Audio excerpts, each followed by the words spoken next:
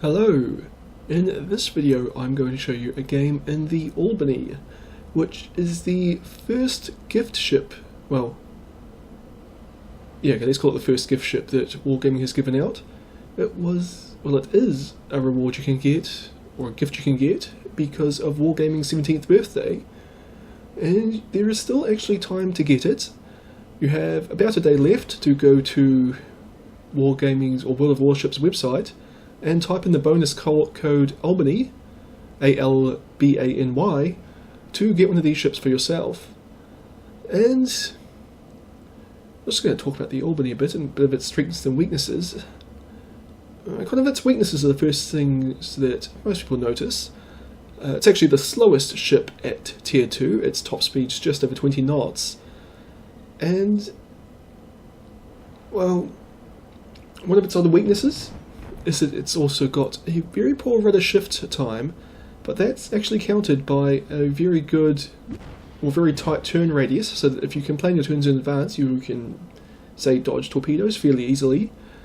And the other big kind of noticeable weakness of the Albany is that it's actually got less hit points than the other two Tier 2 cruisers.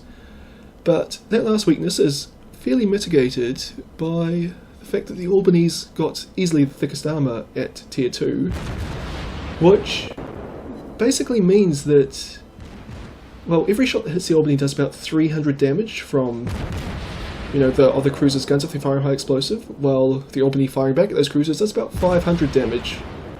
But anyway, you see me, I've encountered a West-class destroyer, and I actually botched things there quite badly. I managed to kill the destroyer, but I lose about two-thirds of my hit points. And essentially what happened there is I knew the destroyer was coming, so originally I turned to starboard to try and dodge its torpedoes, but I actually had to turn too early because I was going to run aground. So what happened is I thought I'd actually turn too early to dodge the destroyer's torpedoes, so I'm going to have to turn to port and hopefully its torpedoes would pass on my starboard. But I was actually right the first time. It fired off its torpedoes earlier than I thought, which meant that I actually turned right into their path after having already dodged them. And it's happened to me a few times because I've learnt that the Albany, you have to know when you're turning well in advance because your rudder's quite weak. So I was turning before I knew where the torpedoes was, so I was kind of making assumptions about where they were, and I assumed wrong. But it won't actually have that much consequence in this game because, I've still got 6,000 hit points, and it turns out that's more than enough to do well in the Albany. So what are we talking about? Oh, the guns should also be mentioned, because the guns on the Albany, they are the same guns as the Chester, which you see me shooting at here, or the same size, the same number of them.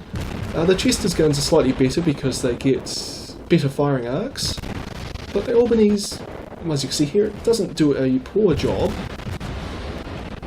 But the downside of the Albany's guns is they've actually got very short range. It's only about 6.3 kilometres.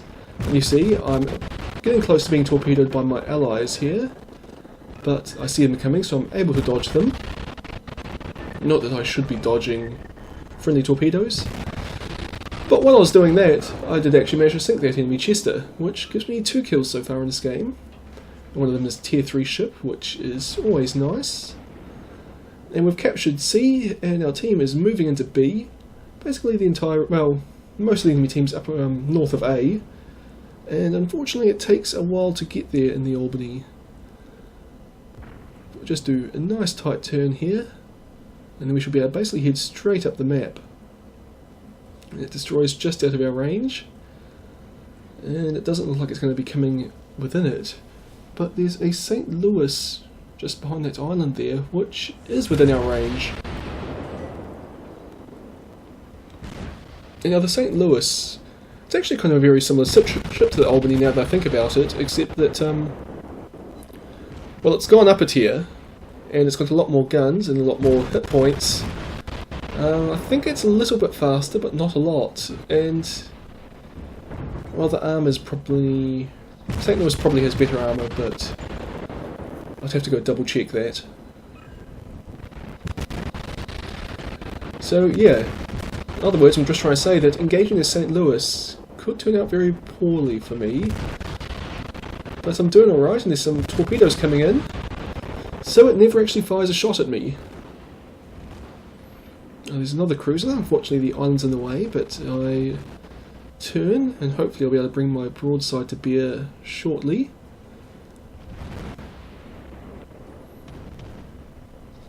Actually, that's not a cruiser, that's a battleship. South Carolina. And I'm actually aiming a bit low here. I should be aiming up at the superstructure. But my shells are still doing a fair bit of damage per hit. And well, the battleship's gone, so no need to worry about that anymore. And well, we've captured B, so I'm just going to keep doing my thing. I'm going to move into A to try and capture that point. And well, we've got a 3-ship advantage on the enemy team, although me and a few others are on quite low hit points. But basically it's just going to be a case of trying to do damage where we can.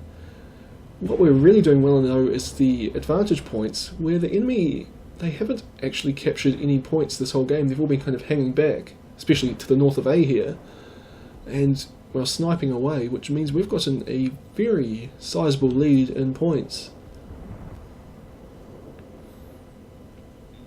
Unfortunately I can't actually see any enemies at the moment, but that's because the... oh, I've forgotten what the word is. Basically the range that enemy ships are drawn onto the game is quite low on the Albany because it's only about a kilometre or two past the maximum firing range. You can see it as that kind of shaded in arc on the minimap. And there's a South Carolina, Tier 3 US battleship. And I'm actually aiming really low on this one because, well, that's actually my maximum range, so I couldn't actually aim any higher on the ship. Managed to capture A, but my shots there missed. And that's... oh, the Kawachi over here is about to come within range. That... well, I'm actually within range of all these enemy ships here, but luckily for me, none of them are actually firing at me. They're all a bit focused on that friendly destroyer out beyond them, I think. But the Kawachi's just come within range. I wait for the friendly destroyer to get out of the way so I can take some shots. And 4 shots out. Only one of them hit, and I don't think it actually did any damage, which is a bit surprising when you're firing high explosive. But this next broadside looks a bit better. 2 hits, take out some guns, but not really having a lot of luck right now. I just switched to free camera because I was getting tired of the stutter. But there we go, we did a bit of damage to that Kawachi finally. And the South Carolina comes around the corner, and 4 hits do 2,700 damage, which is basically what you want to see. Another 2 hits, and well, only 600 damage, but unfortunately the island's getting in my way, so I switch fire back to the Kawachi. And I miss. Doesn't happen often, but it does happen. Well, it doesn't happen often in cruisers. I miss a lot if I'm in a battleship. But fortunately I actually managed to dodge the Kawachi's fire there. And you can see the turn radius really helped me there because I was able to turn within the island instead of having to go a long way around it. Which means that I'm able to bring my portside guns to bear on the enemy very quickly. And this battleship, it's now on pretty low health. And I'm just going to unload in it and do my damage, but it's firing back at me. Luckily for me, it's firing high explosive, so it doesn't actually do all that much damage to me, because otherwise it would have killed me. But instead, I'm the one that's able to kill it. And that was able to win the game. We put them on negative superiority points, so we win. Got 1,300, well, almost 1,400 experience and a fair few credits. But that was 925 base for sinking 3 ships and doing about 26,000 damage. You see my secondary guns actually got into the action at one point, probably against a destroyer at the start. But, well, that's kind of the Albany for you. As I said, there's still time for you to go and grab one for yourself. It's not a great ship. I think in theory, theoretically, it should never be able to beat an enemy ship in a one-on-one match, simply because every other ship that it can face, I think, yes, I believe that every other ship that can face both has more speed and greater gun range. So theoretically, anyone you encounter should be able to like just stay outside of your firing range and shell you from a distance, and eventually wear you down without you being able to retaliate. And that's kind of the one big weakness of the Albany.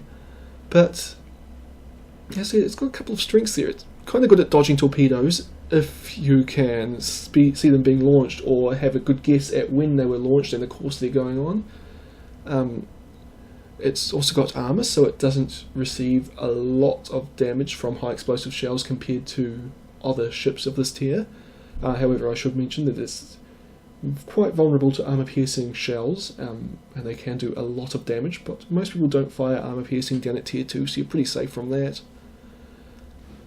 And otherwise, it's basically just got the same firepower as the Chester, with a bit of armour, but it's a lot slower, so it's very... In theory, it's quite weak, but in practice, it's actually a perfectly fine ship, at least in my experience.